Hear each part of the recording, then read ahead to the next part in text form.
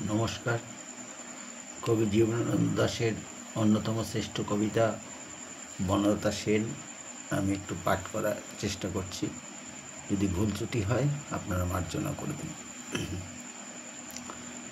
হাজার বছর ধরে আমি হাঁটিতেছি পৃথিবীর পথে, সিংহল সমুদ্র হতে নিশীথের অন্ধকারে মলয় সাগরে অনেক ঘুরেছি আমি। আরো দূর অন্ধকারে বিদর্ভ নগরে আমি ক্লান্ত প্রাণ এক।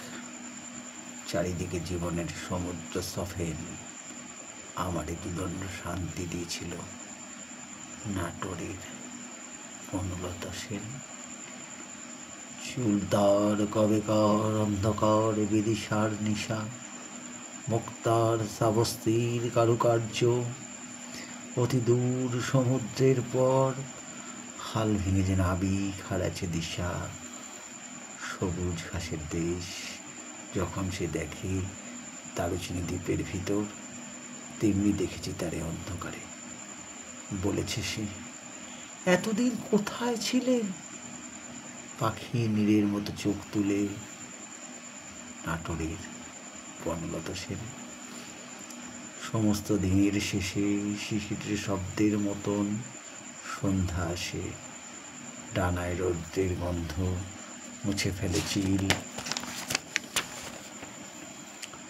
পৃথিবীর সব রং নিভে গেলে পাণ্ডুলিপি করে আয়োজন। তখন গল্পের তরে জোনাপির রঙে ঝিলমিল সব পাখি ঘরে আসে, সব নদী ফুরায়। এ জীবনের সব লেনদেন থাকে শুধু অন্ধকার মুখোমুখি বসিবার।